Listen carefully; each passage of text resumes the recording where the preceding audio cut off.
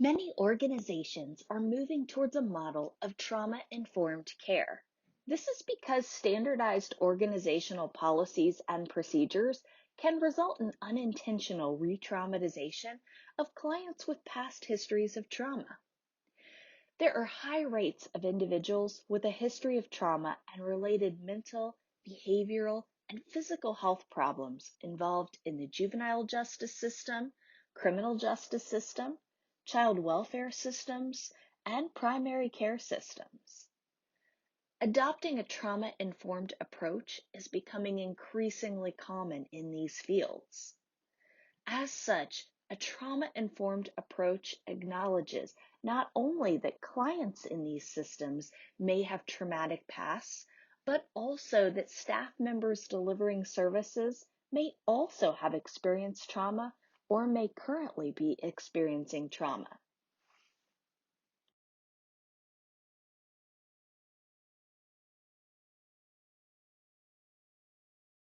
But what is a trauma-informed approach? Agencies that utilize a trauma-informed approach demonstrate a commitment to understanding, recognizing, and responding to the effects of trauma through inclusive trauma-specific interventions, assessments, treatment, and recovery.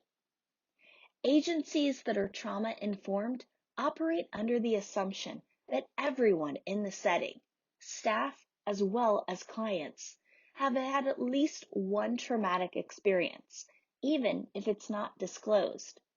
You may hear the terms trauma-informed approach and trauma-informed care used interchangeably.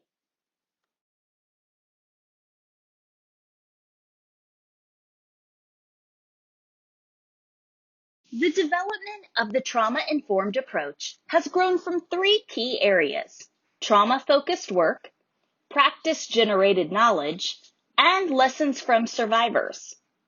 Utilizing those sources of information, SAMHSA developed their concept of the trauma-informed approach, which includes 4 assumptions and 6 key principles. We'll explore all of those in just a moment. One of the hallmarks of a trauma-informed approach is the concept of universal precautions, or the assumption that everyone in the setting has had at least one traumatic experience in their lives. By making this universal assumption, we don't have to try to decide who has experienced trauma and who hasn't. In fact, no one will be harmed by approaching everyone as though they may have experienced trauma. Much like everything else we've discussed, trauma looks different for men and women. These gender differences show up in the type of trauma experienced, the way the trauma is experienced, and the aftermath of the trauma experience. As such, staff should be trained on gender-specific trauma, and services should be customized to the life experiences of the client. For example, many PTSD programs are based on the assumption that the participant is a male military veteran that experienced trauma in combat. This type of programming would not resonate with women participants who are experiencing PTSD as the result of intimate partner violence. Ensuring appropriate services based on gendered life experiences is critical.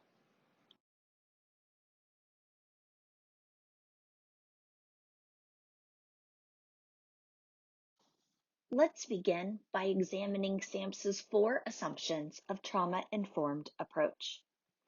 They are: realize the impact of trauma, recognize signs and symptoms of trauma, respond with a trauma-informed approach, and actively resist re-traumatization. Let's take a look at each one of these individually.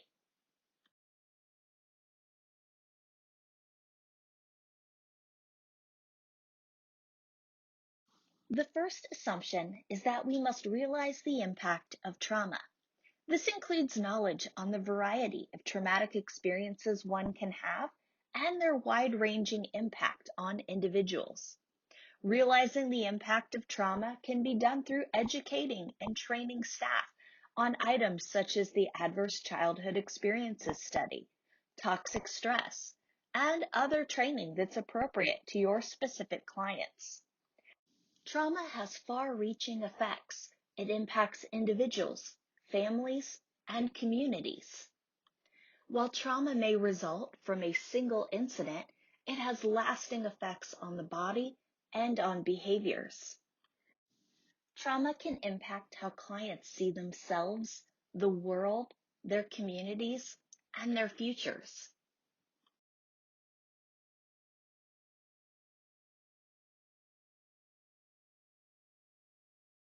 Samsh's second assumption is that we must recognize the signs and symptoms of trauma. All staff and people that come in the agency should be able to recognize the basic signs of trauma. While signs and symptoms can vary from person to person, let's review some common signs. Post-traumatic stress disorder often results in very intrusive thoughts about the event and a dissociative state. Flashbacks and an inability to move past the event are common. Individuals can have subclinical signs of PTSD without a diagnosis.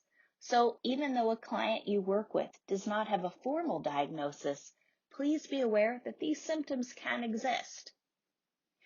Denial and numbness are a common way to cope with grief or shock. This can be seen when a client is unable to explain a previous traumatic event as traumatic, in other words, downplaying it, and might not even be able to recognize that it happened at all.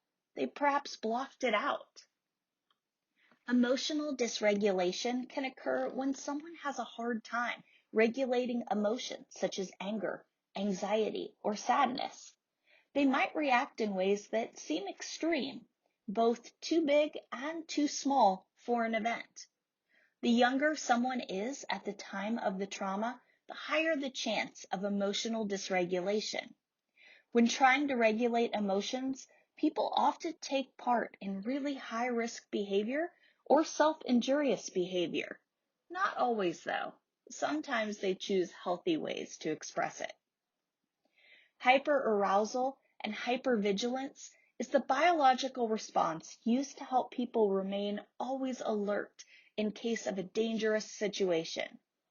This would be when people are always on alert, even in known safe situations. This comes from the feeling of never feeling safe in a space. Intrusive thoughts occur when experiences, often without warning and without wanting, trigger thoughts and memories associated with the trauma. This can commonly occur during counseling or treatment of trauma. Staff who participate in training on trauma and the utilization of gender-specific assessments can help to recognize the signs and symptoms of trauma in their clients.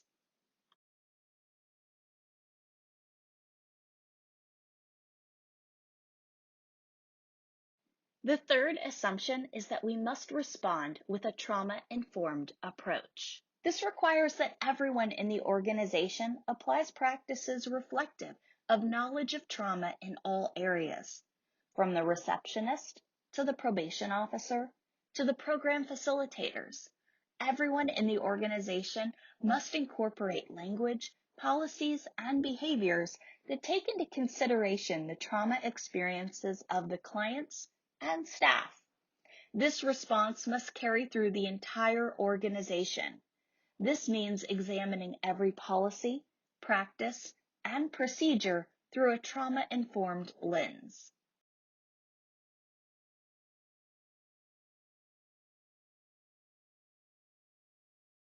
The last assumption is that we must resist re-traumatization.